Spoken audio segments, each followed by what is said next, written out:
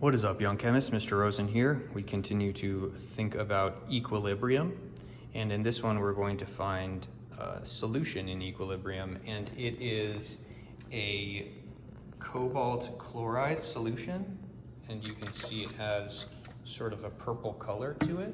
I have put some of this into two test tubes, and one of them is going to be our control test tube. You can see they're the same color, same amount. One of them is going to be our control, which means I'm just going to set it off to the side, and it is not going to be manipulated at all, or it's not going to be stressed at all. The other one I'm going to stress in multiple ways. And the first way will be by changing the temperature. I've already done one demo where we stress the system by changing the temperature, but it was a gas-based system at equilibrium. This is a solution at equilibrium. Now, the first stress is going to be by placing this into a hot water bath. We're going to look for signs that a change has taken place. Do we see anything happening?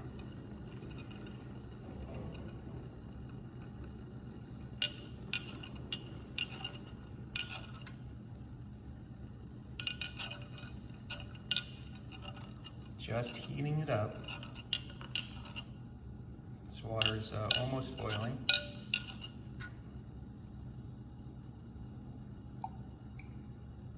Okay, now I'm going to take it out. Look at that. Beautiful, really bright blue color, true blue. We're comparing it to our control.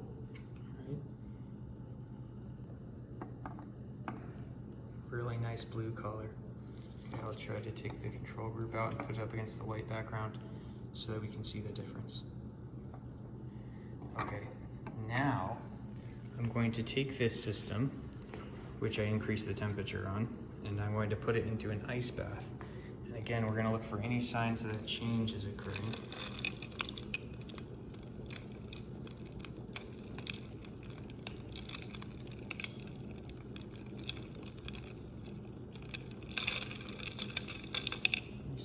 Happening there? Well, you can start to see part of it looks like it's turning back towards the color it was when we started, but the bottom actually looks even lighter than that. Gonna keep going.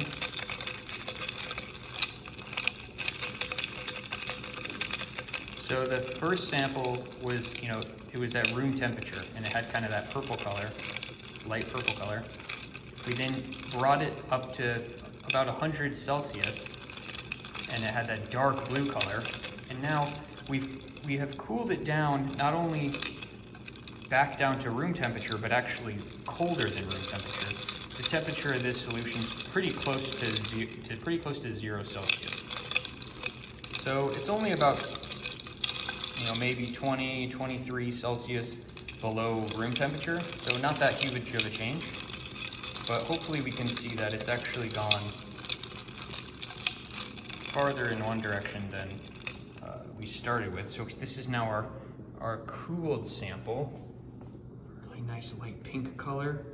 Okay, and to compare that to our control, which is still at room temperature, hopefully you can see, not that dramatic, but the one that's cold is a much lighter pink color and less of a purple color. So the system was at equilibrium, and we stressed the system by increasing the temperature, and we saw how the system responded to the stress by turning a dark blue color. We then stressed the system by lowering the temperature, not only back down to room temperature, but even colder than room temperature.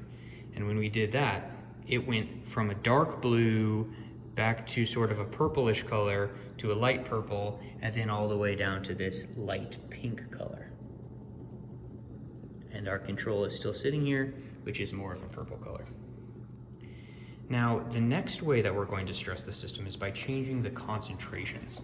And I'm going to set my camera up, and we have two things we're going to use. And the first of them is a concentrated source of hydrochloric acid 12 molarity hydrochloric acid.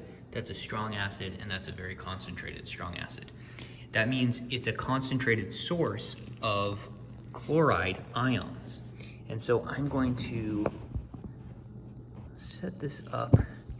Hopefully you'll be able to see it okay. And I'm going to hold this white background up behind it in an effort to see changes. Actually, maybe this will be helpful. Okay, so right now I'm going to be adding the HCl, and I'm just going to use a little pipette to do that. And let's look for changes that occur. Okay, this is going to be stressing the system by changing the concentrations of something that's in the system at equilibrium. So I have some of the acid here, and I'm adding it. Some drops, drop, drop, drop, drop. Hopefully you can see when the acid hits, it turns blue where it hits, and then it sort of disperses throughout the solution. But as I'm adding this, it's turning less pink and more purple, and then it keeps on going past purple. And if you look now, it's starting to look pretty blue, isn't it? I'm gonna add some more acid just to make sure we've really pushed it pretty far to one side. And I'll mix these up a bit just to show you, and I'll pull some into the pipette so you can see the color of it. We've got that nice, real nice navy, bright blue color.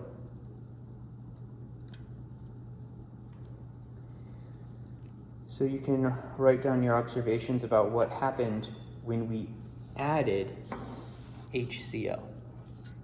And HCl is a colorless, it's a clear water-based solution. It just looks like water. And if you look at this now, it's a real blue color. And here's to bring in the control. This is what the control looks like. Now the final way we're going to stress the system is we're actually going to be decreasing the concentration of something in solution. And so what we're going to do is we're going to use a solution of silver nitrate. Now, this is not very concentrated silver nitrate, so we'll see how it goes. Hopefully it will be enough to see what I want you to see, but Ag, the silver ions in this, Ag is going to form a precipitate with chloride. So what that means is, as I add the AgNO3, the Ag ions will combine with chloride ions and form a solid, a precipitate, and that solid will settle down to the bottom of the test tube. Because the silver is combining with the chloride and forming a precipitate, by adding this, we are precipitating out some of the ions in solution. We are effectively now going to decrease the concentration of chloride ions in solution. So, just a heads up, silver chloride is a, well, let's just show you. Here's a drop, here's one drop coming. 3, 4, 5. Okay, so I'm adding a bunch of drops. Now, I'm gonna pick this up. Silver chloride is a white solid. So that white solid is silver chloride. So silver ions combined with chloride ions to form that solid precipitate. Now, eventually, that will settle down. It will precipitate down to the bottom and settle at the bottom of the test tube. I'm going to add a bunch more, and then I'm going to mix it up. And when I do mix it up, it's going to get pretty cloudy in the whole thing. And you can start to see maybe some of the precipitate settle down.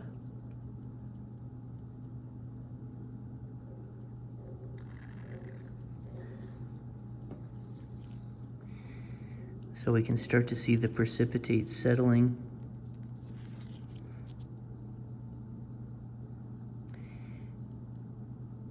Now the precipitate has a white color to it.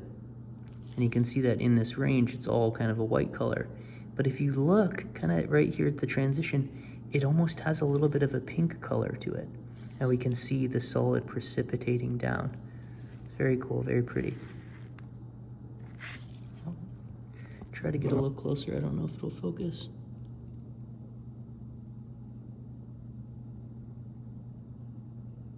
All right, now I'm going to mix it up just because I want you to try to see kind of a desired outcome here. I don't know if you can see a little bit of pinkness right in this region, but I'm going to mix it up. Can you see any pink? You see some pink right in there? I'm gonna keep mixing it.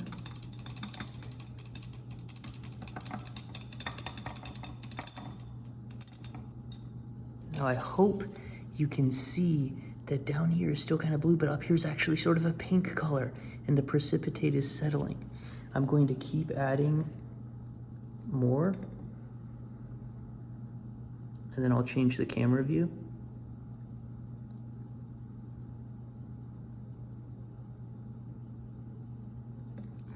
But I just want to pause to see this pink color up near the top. What that means is, in this region, a bunch of the chloride ions have been removed. And it goes, you know, I added a bunch of HCl and we got this dark blue color. By precipitating with silver chloride, a bunch of the chloride ions have been removed. And in this region where the chloride ions have been removed, it has this pink color. Okay, now again, I'm going to stir this up.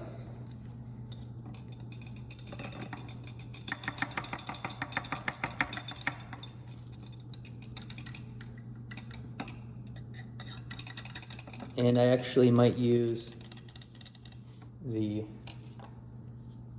pipette for a little assistance here. Just to really mix things up a bit.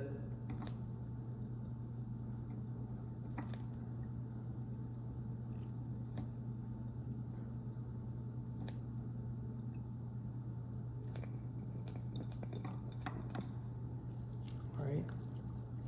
And you could add maybe a little bit more.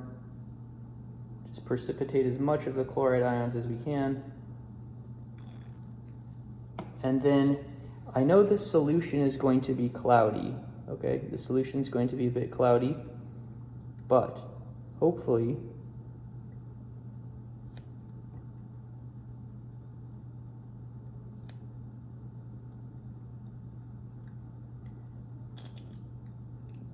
okay, I'm gonna let this sit for a little bit. Sorry, I trailed off my sentence there, but the color of it has a cloudy white color because the precipitate is a white solid. And if we look down here at the bottom, a lot of the solid has settled to the bottom, and that's silver chloride. So that contains a lot of the chloride ions. And if we give this time and we let these particles to continue settling, you'll see that the color of this has a nice light pink color. It's even more pink than what we started with, which is sort of a purple color. And eventually, all of the white solid will settle to the bottom, and we will have a clear solution that's going to be a light pink color. So this has been stressing a system in solution at equilibrium. We started off with our sort of purple solution of cobalt chloride. This is cobalt chloride, has sort of a purple color. And we stress the system by increasing the temperature, then decreasing the temperature, then by adding HCl, which adds chloride ions, and then using precipitation, we removed the chloride ions using the precipitation of silver chloride. All right.